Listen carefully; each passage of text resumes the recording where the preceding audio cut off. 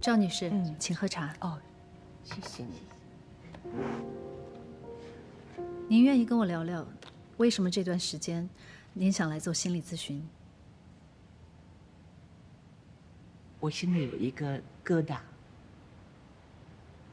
好多年都没有解开了。请说。我能再喝一杯水吗？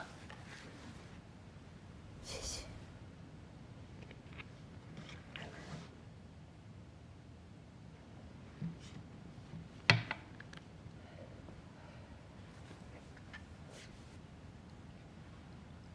我有个弟弟叫俊俊，8岁那年他死了。虽然说是个意外事故，可是我一直觉得是我把他害死的。那年我也刚刚才13岁。有一天我们俩吵架了，我摔门就出去了。我弟弟一直跟着我。姐，我不喜欢姐姐了。爸爸不喜欢姐姐，爸爸也不喜欢姐姐。好，那我走，现在我不带人把你们杀了。姐，你要去哪儿？我不认识这边路。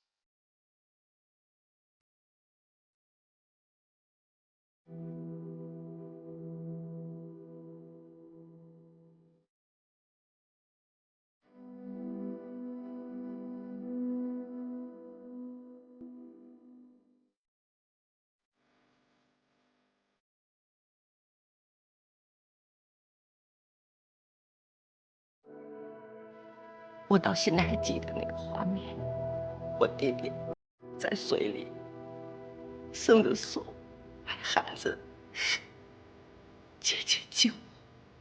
你说，小文老师，你说是不是我害了他？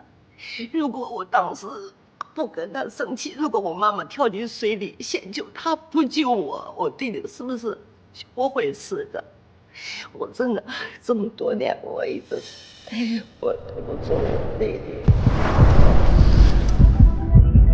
您觉得是您导致弟弟落水，而且您觉得因为救您，所以妈妈没能救弟弟，您非常的后悔、愧疚。看着弟弟被水冲走，您感到很无力。110，赵女士放轻松，闭上眼睛。100，闻一闻空气中的味道，描述一下你的感受。什么味道？是檀香的味道吗？是檀香，就是。仔细感受一下，描述一下沙发是什么材质的，摸起来手感如何？是布的。80，很粗糙。60，赵女士，能说出那次经历，一定花了很大的勇气吧？现在危险已经过去了，目前你在一个很安全舒适的咨询室，而不是河里，对吗？感觉安心些了吗？好多了。那就好。那次事件之后，有没有影响你的生活、工作或者社交？当然有影响。比如说，我总是做噩梦。梦境大多是关于什么？都是我弟弟在水里喊我，隔三差五的都会梦见他。每次醒，我都是非常恐惧，我害怕他，我总觉得我弟弟好像还活着。这种感受跟那次的经历很像，让你仿佛重临现场，对吗？除此之外呢，还有什么异常吗？我还是特别害怕比较封闭的地方。我一进去好像就窒息了一样。赵女士，我这里没有可以开的窗户，您感到害怕吗？有一点。不过，你这个房间还是挺大的。再说还有一个你在这里。喝杯热茶，缓和一下情绪吧。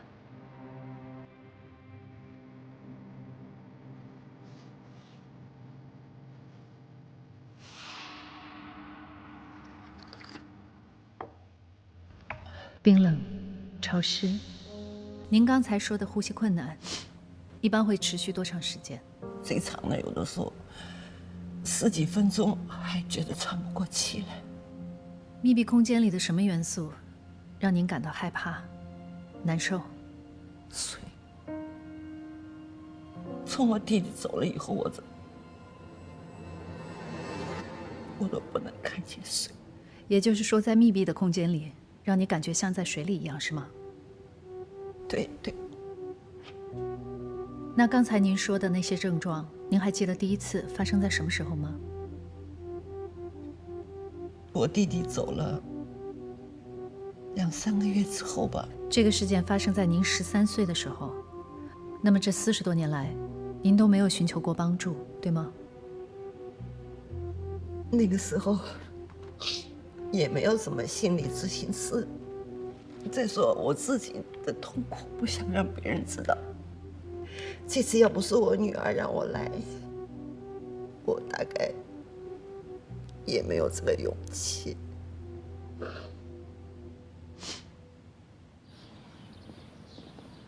开饭了，你怎么自己先吃上了？哎呀，小强，哎，今天多亏你和佳慧帮忙啊！哎呀，别客气，老师。作为赫顿最好的异性朋友，他的老师就是我的老师。以后您有什么事啊，就给我打个电话，我就过来。好好好，今天太着急了，将就坐下，下次给你们算大的。哎，坐坐坐。哎，这已经很好了，已经很丰盛了，赶紧吃吧。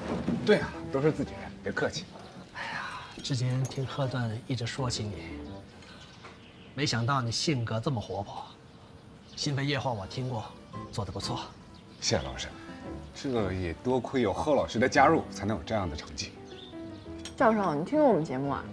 那当然，你是我学生，得支持啊。佳慧啊，之前就见过，不单博学，在生活上还是一把好手。博学谈不上，和您比差远。哎呀，我就是教书的。来来，吃饭。哎，教授，你这鸡是刚才你们抓的？你真以为我把老柯的鸡炖了？这是我从冰箱拿出来的，就3个，正好1人1个。那我不用了，我刚刚什么都没做，我不吃。你别，我后来的，我不吃。哎呀，年轻人呐，就得多吃肉。佳慧啊，今年多大了？贺顿志，我91年的，属羊的。对。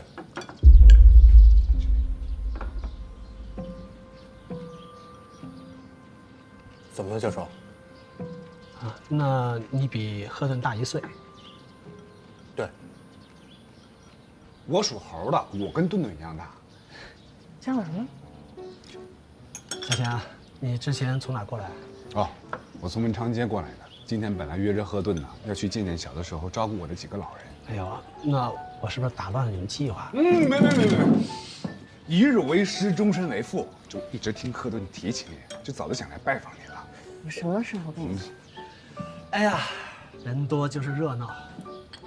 你们啊，都是自己一个人生活，饮食方面啊，千万得注意。就把这当自己的家，想吃什么就跟我说，给你们做。教授，你可太偏心了，你以前从来没跟我说过这样的话。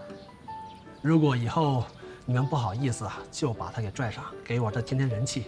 那以后我就经常过来蹭饭了。好，别客气，当自己家一样。哎呀，我的菜园子呀，终于热闹起来了。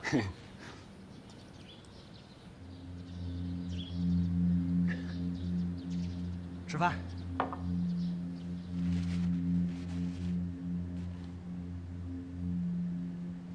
您先冷静一下，这里有个表格，您先填了。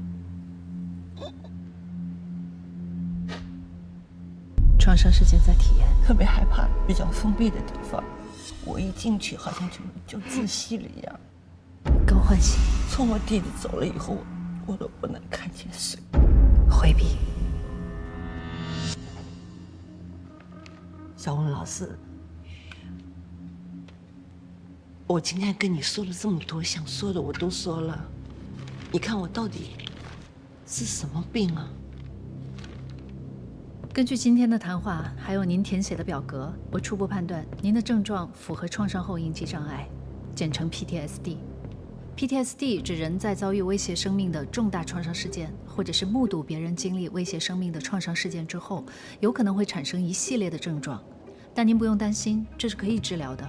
我们需要一个循序渐进的过程。大概3次会谈之后，我会跟您讨论如何治疗。要3次啊？你们确定了之后，我是不是就可以对症下药了？我这里并不会开药，但如果我认为您需要药物治疗，我会提供您建议，或者是推荐您适合的医院。但现在首先，我需要跟您了解更多的信息，再跟您讨论如何开展治疗。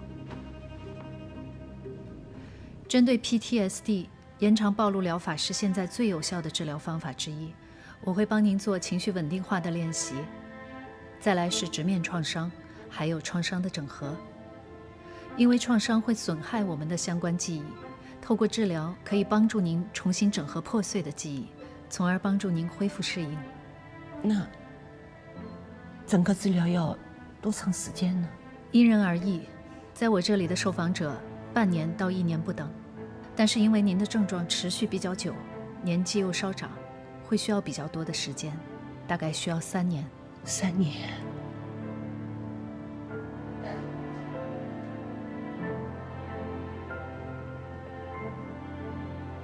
我大概等不了3年了。成不成？还好。马上到了。我们要不要等佳慧一起啊？等他干嘛呀？他车停好了，自己会过来。没关系。秦萌，来了，来啦！哟，好，欢迎。对呀。哎呦，看，何总给你们买了水果。哎呀，来就来了，还买些水果。哎，就是啊。哎呀，我来介绍一下啊，这我齐伯，齐伯母好。齐伯母好。这姑娘可真漂亮，大眼睛，樱桃嘴，好看。快带人家坐，走。哎，水果来了！哎，秦伯，哎，啊，秦伯好。哎，这就是河豚哦，河豚，嗯，来，阿妈，水果大会，阿妈，阿妈好。是啊。你家怎么这么多人啊？就是不正常，你看。对呀，长得真水灵。今年多大了？哦，我今和开同岁，般配得很。算我俩猴，哎同岁和开。般配。姑娘，你家还有谁呀？哦，我家就我跟我妈2个人住。那你做什么工作的呀？我目前在。少问几句，让人家贺姑娘吃水果。对，没事的，阿姨，我是心理咨询师，对。我来说一下吧，就是说，哎，你心里堵得慌，你不开心了，你找何顿聊聊天，你一下子就开心了，是吗？对。贺顿这个节目我可喜欢了，我听到你的声音，我的心里就可舒坦了。我也是。我会。哎，这位是？哎，佳辉进来，这我朋友叶家辉。哦，佳辉，佳辉来吧，叔阿姨好。佳辉，进来坐。各位叔伯好。快坐。给你们带点东西。哎呀，太客气了。佳辉，这些都是我的家人。没看出来吗？你们到多少？刚到，也一直在吃水果聊天。要不是我指望那孩子去干点活，可以开开他们一起相处的机会。对。那个佳辉啊，你是干什么工作的？我学医的。哦，学医的。这个职业好哎，可吃香啦。我跟你说啊，家辉特别厉害，是个大夫，特别擅长扎针灸，专治各种神经。啊，这个神经科，专门治疗神经病。这俩孩子，那佳慧啊，那你会不会做菜啊？哦，会一点。那帮阿姨厨房帮忙怎么样？啊，好，没问题。阿姨，我也可以。哎，都别动，都别动，有佳慧一个人就够了。来，我去帮忙。开，多聊会儿啊。哎，这佳慧神啊，去哪儿都能引起骚动。我看是您引起骚动吧。妈，这个月成本支出是12000，这也太多了吧？咱们尽量把水电费控制在200以内，进货价控制在7、8千，可以吗？知道了。妈，你怎么又进那么多货呀？这卖不出去，亏的是咱们自己。这你就不懂了。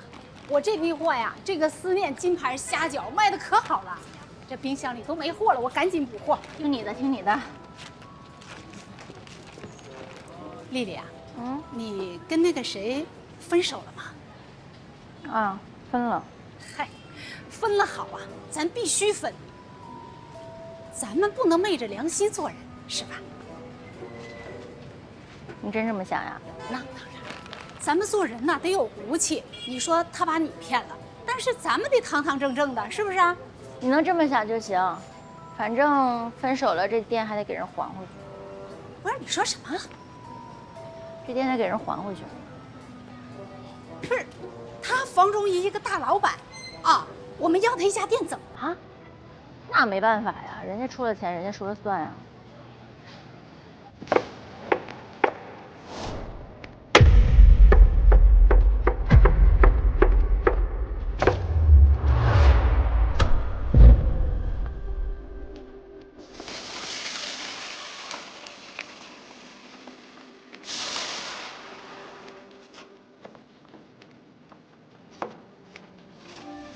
哎呦喂，现在那年轻人啊，真厉害，这么好的厨艺啊，真的是少见哎。这些你都会做？没问题的。哎呀，原先你秦伯伯的厨艺也算是一绝啊，自从开了滴滴，这下厨的机会就少了。他为什么不在家里享幸福呢？开滴滴好啊，这一路上能碰到各种各样的乘客，有一上车就睡觉的，有一路打电话的。还有一些跟他唠嗑，什么失恋啦、跳槽啊，还有吐槽，可有意思了。你的厨艺这么好，人又长得好，职业又这么好，肯定找好女朋友了吧？还没有。我女儿要是单着就好了，有你这样的女婿，该多幸福啊！佳慧啊，你想找怎样的女朋友？阿木给你找。善良，能够孝顺老人就行。哎呀，说的真好哎！好，哎，我跟你说，我的外甥女大学刚毕业，正是谈恋爱的好时候。你给我留个电话，我看这事儿肯定有戏。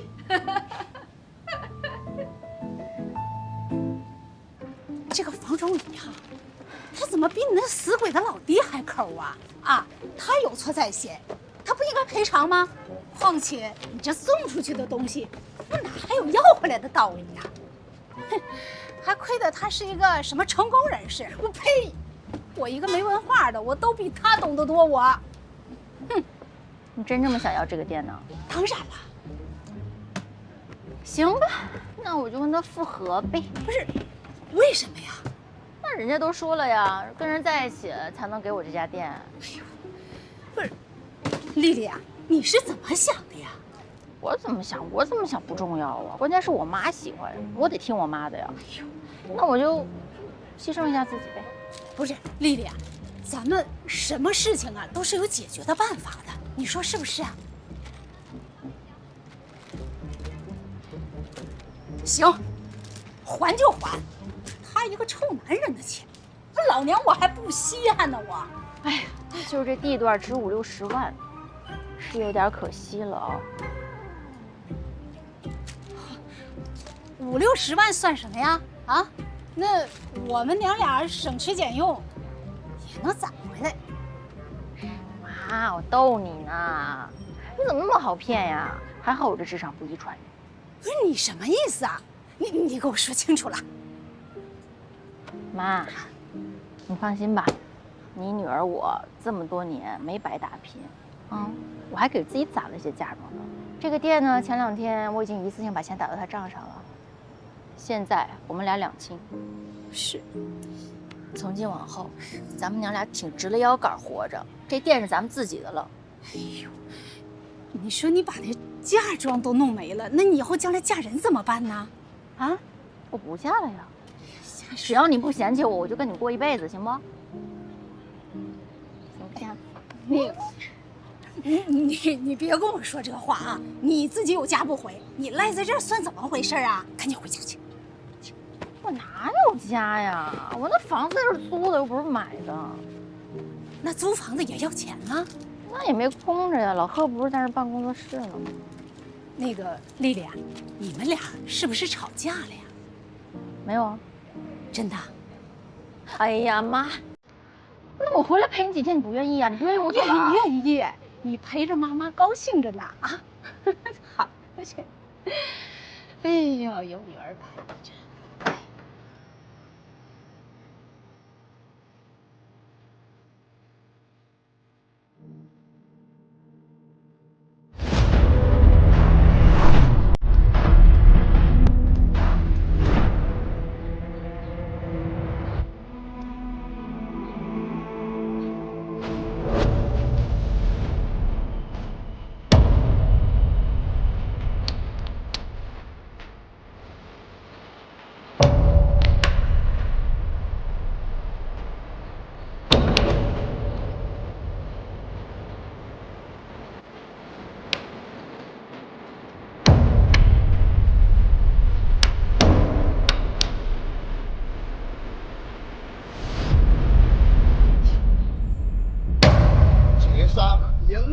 解散，赢了！哎，这就是我们今年啊文昌街的第1次迎接，可喜可贺。嘉惠啊，后生可畏呀！我甘拜下风了。都是各位叔叔伯伯们教的好。你不知道现在这个后生啊，真是。哎，各位，我不能陪大家了，我这个第约单7点钟有一单，我得去备车了。啊，大家别忙着走啊，咱们搞一次活动啊也不容易，一定要合个影留念，我都准备好了。好，来，3、2、1，文昌街。旁边闪着金光的就是。那这个谁管谁啊？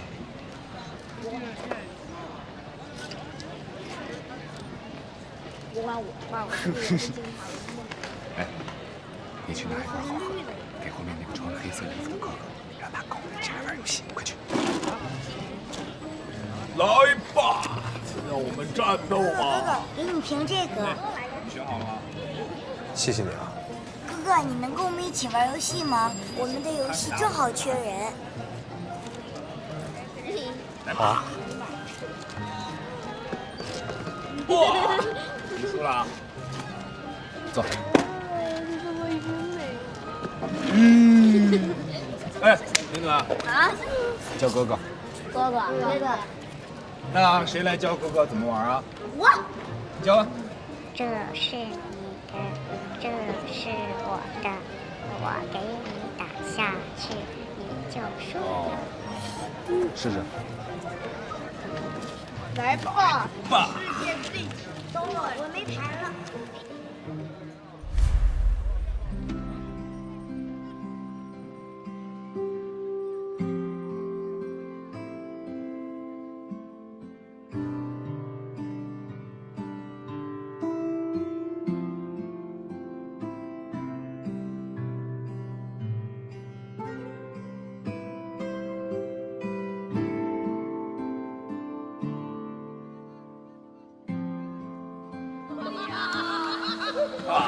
这里的真有烟火气啊！你可以经常来。我来暴击了！抱起他吧。该你了。怎么了？没事，我就是很惊讶，你一点都不像失去家庭的孩子。他们都这么说，这街坊邻居啊，都把我当亲儿子一样，都这么多年了，我也该夸夸。嘿嘿，即便是这样，你一点都不会感觉到孤单吗？会啊，但是未来还有那么远，也不能总活在过去吧。我来打。我接个电话。你来啊！你打不打？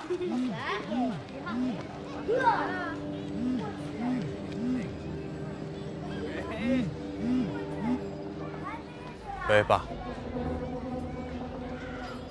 来吧。好。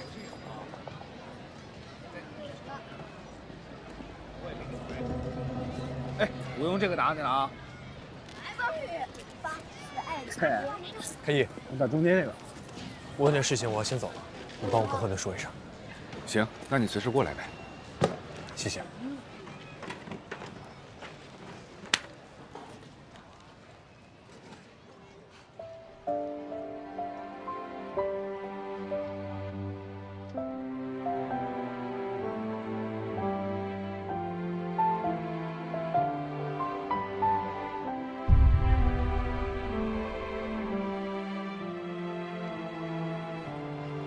去吧，走。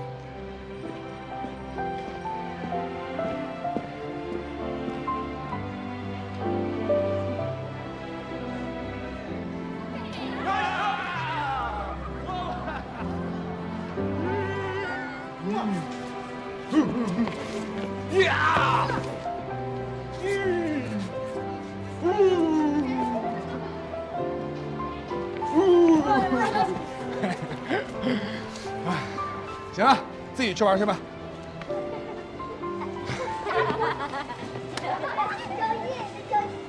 叶家辉呢？哦，他被一个电话给叫走了。我跟你说啊，他那个样子，特别像个反派角色接到的任务。哎，你在这些片混得不错啊。我在文昌街可是老大。哦，看出来了，你的这些小弟都挺厉害的。哎，我跟你说个事儿，咱们新飞夜话呢，要做一个心灵之桥的活动。心灵之桥是什么？自从上一次 CNO 的活动结束之后呢，就有很多听众打给我，想要做咨询，但是在他们的生活当中啊，他们不知道通过哪个渠道可以找到好的专业的咨询师。刚好呢，也有很多咨询师听了咱们节目之后啊，找到我们，说他们可以给这一些经济困难的听众做一个低价的咨询，所以我们就想，我们刚好可以把他们结合在一起，做一个桥梁的作用。这很有意义。哎，我能报名吗？当然了，你可是我们的王牌心理咨询师。少来吧你。不对，你还记得吗？那个时候我找你，我说你为什么想开心理咨询室？你说自杀干预能做的有限，我想帮助到更多的人。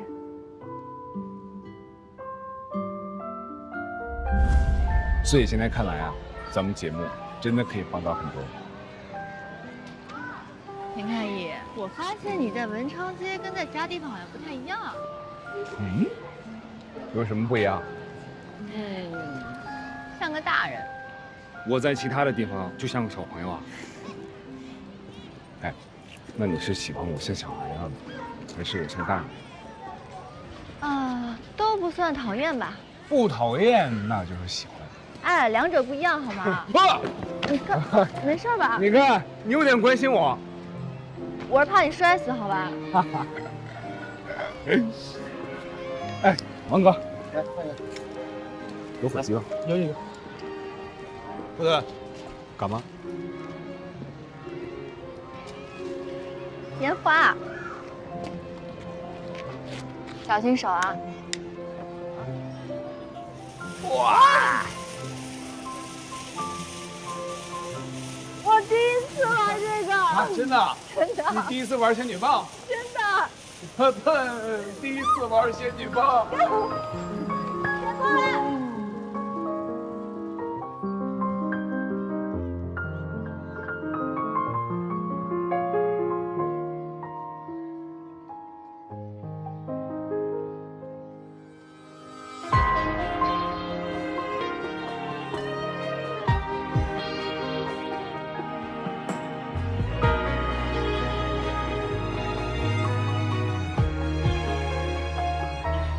个晨曦，绽放出一朵花语。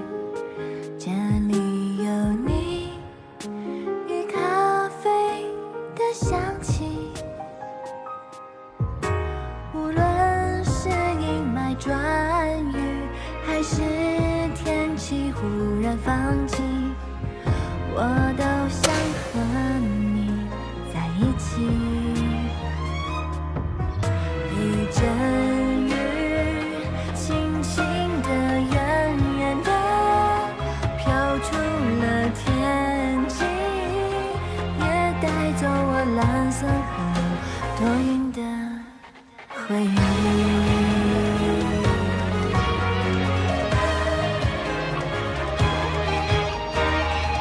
你绽放出晴朗如歌的风景，也看见你亮如星辰的眼睛，它温暖我的笑容，倾听我真实的声音，给我最温柔的回应。看见了美丽的爱情，忽然之间来临，牵你的手，我能感受到你的心，牵你的手，我能感受到你的心。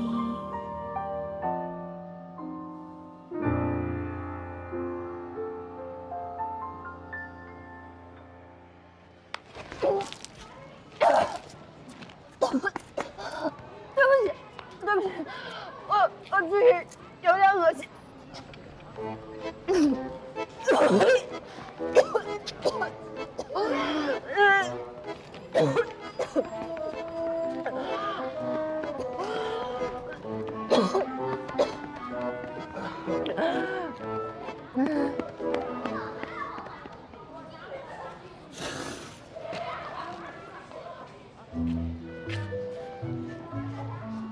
对不起啊，吃多了。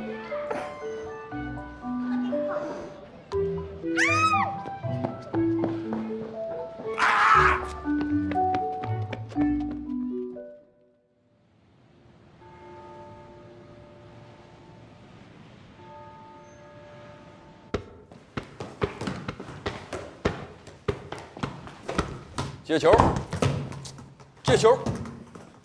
我开大脚还是不行。你这个要用脚踝推，找对了方法才能事半功倍。哦，最近状态不错吧？我交了几个有趣的朋友，我准备换个玩法。说来听听。我觉得谈场恋爱也不错吧。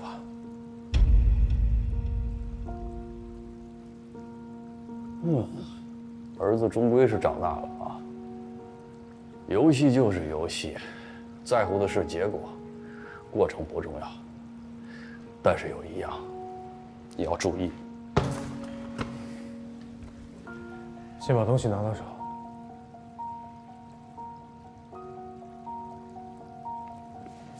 放心吧，爸，你没事吧？没事没事，你小子劲儿真大。哎呦，哎，歇会儿就好了，歇会儿歇会儿歇会儿，不急了。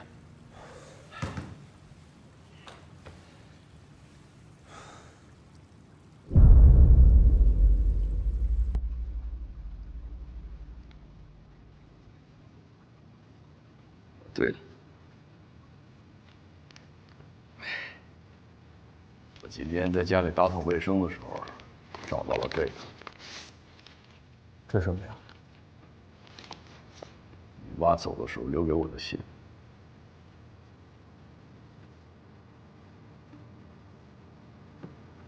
算了，今天难得咱们俩这么开心，要不然就别看。没事儿啊，25年都过去了，我也不是什么小孩。没什么过不去的。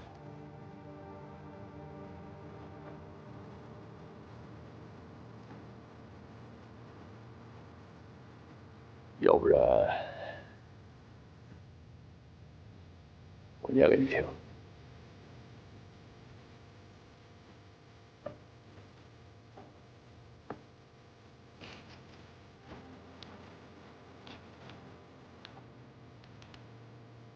致继承，你曾在我生命中扮演过很多重要的角色。我的兄长，我的朋友，我的丈夫，在这些关系里，我都是一个接受者。我的一切，包括我的疾病，我抛下一切离开，是我要用一生去背负的过程。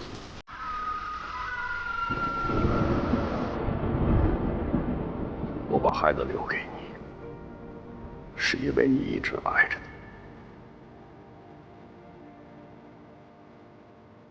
希望你能继续护他周全，给他安稳的生活。我会用我的方式和自己的病和平相处。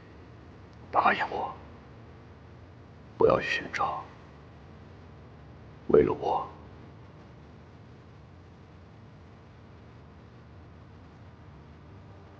也为了你自己。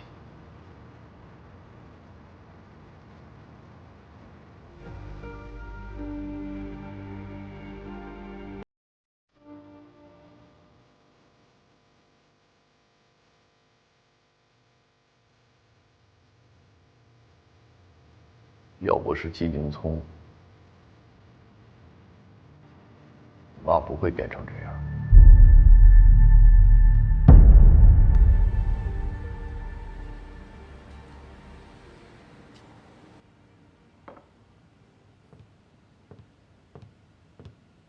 5朵玫瑰花，2颗红枣，80度的热水，帮你恢复精神。谢谢。这次的案件很棘手。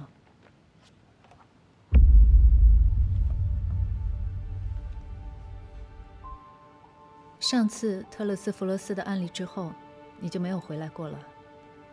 我以为我可以清闲一阵子呢。案例报告，给我看看吧。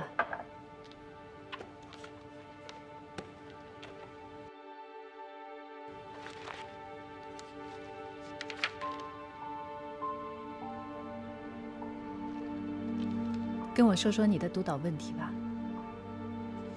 来访者的情绪波动很大。他第2次来我这儿的时候，他当时情绪很低落。贺老师，我是不是完蛋了？你想听到什么？我觉得我的人生要崩塌了。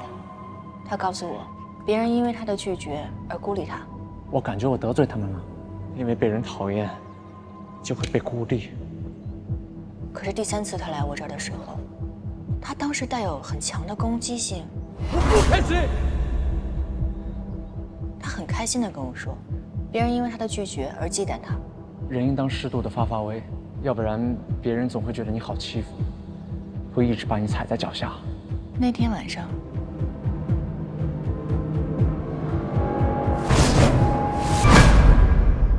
你觉得他攻击你的具体原因是什么？来访者的情绪失控，当众跟别人打了起来。事后上了新闻，他的咨询资料被泄露了出来。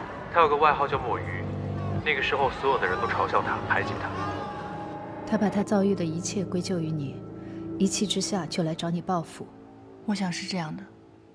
你有向来访以外的人透露来访信息吗？没有，保密是我们这个职业最基本的职责，我不会外露的。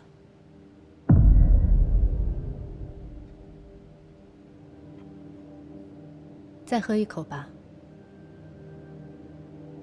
谢谢。